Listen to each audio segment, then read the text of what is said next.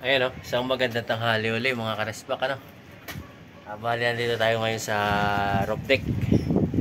Dito medyo mahangin. At talagang pinilit lang natin ngayon pumasok. Kahit masama talaga yung ating pakaramdam kasi kulang na kulang kami sa tao. Kaya ito ako sa roof deck, kaya makita ko sa inyo ang kagandahan ng tanawin. Ayan, kagaragatan. Yan. Ayan, karagatan. Ayan yung mga kabahayan dyan sa gilid ng pangpang ng dagat. Ayan oh, yung mga sumalyan nung malalakas ang panahon dito. May sumalyan, dalawang barkong daw na yan. Roro. Oh, may nangangawil pa ron oh. Ayan, umiiwas oh. Ayan oh. Kaya umiiwas.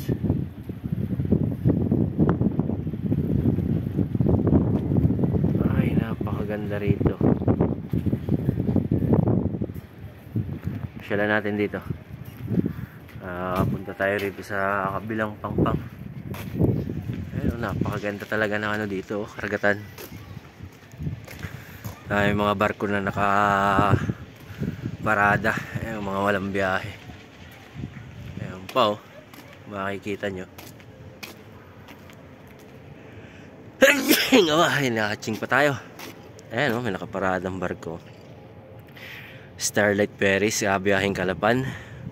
Ayan, ang lalaki ng barko. Makikita nyo. Ayan o. Ang lupit. Napakaganda rito. Yun o. Ayan, Starlight Ferries. Bubunga na to. Medyo dito ako pumesto kasi medyo mahangin dito. Sobrang init doon sa baba. Walang hangin-hangin doon. Kaya dito muna ako tambay kasi break time naman ng mga workers, mga nagpapahinga. Dito muna ako. Nakapag-roving na rin naman ako. Bago ako pumunta rito, nag-roving na ako. Talagang medyo sama ng pakaramdam. Sipon, hindi makalabas. Tambay-tambay lang tayo rito.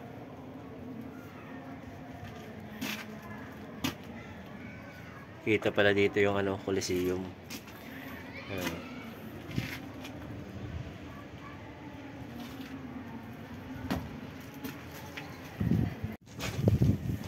Sarap ng hangin mga karisbak. Nakaka-relax ba? Medyo gumaganda na konti yung pakaramdam ko pag ganito kalakas yung hangin. Sobrang init kasi dito.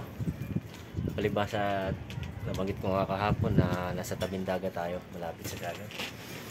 Kaya sobrang tindi ng init. Yung singaw ng dagat tsaka yung init ng panahon nagsasama na.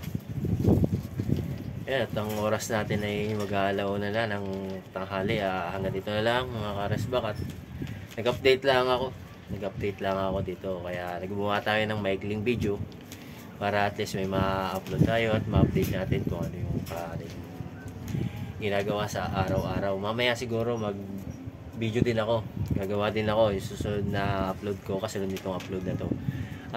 Gagawa ko yung pag nakauwi na ako sa amin. Pagpasensyahan nyo na at medyo talagang masama yung pakaramdam ko kaya medyo nababarahan yung ilong ko ng sipon. Kaya ganito tayo. Siguro mamaya na lang kita-kita tayo. Sana panoorin nyo yung next upload ko nito.